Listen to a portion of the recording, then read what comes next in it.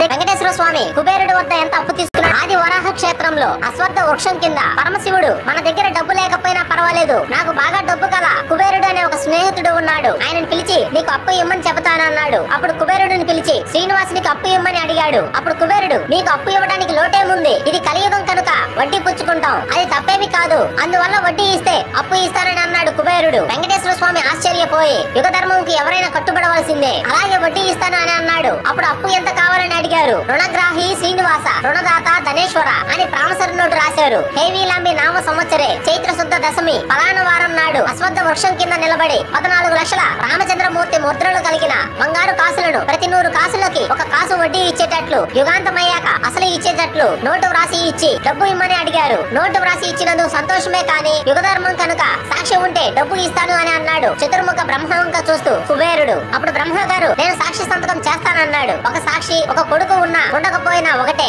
ఏమి అనుకోకుండా ఇంకొక సాక్షి సంతకం కావాలి అని అన్నాడు కుబేరుడు. వెంకటేశ్వర స్వామికి నమ్మకమైన స్నేహితుడైన పరమేశ్వరుడు వంక చూస్తే పరమశివుడు సాక్షి సంతకం పెట్టాడు. అప్పుడు కుబేరుడు ముగ్గురు సంతకం పెడితే ఎంత బాగుండునో అని చాలా బలంగా అన్నాడు. మూడోవారు ఎవరా అని తల పైకెత్తి చూస్తే అశ్వత్థ వృక్షం కనపడింది. నేను పెడతాను మహాప్రభు అని వృక్షం కూడా సంతకం పెట్టింది. ముగ్గురు సాక్షి సంతకాలు పెట్టాక అప్పిచ్చాడు కుబేరుడు.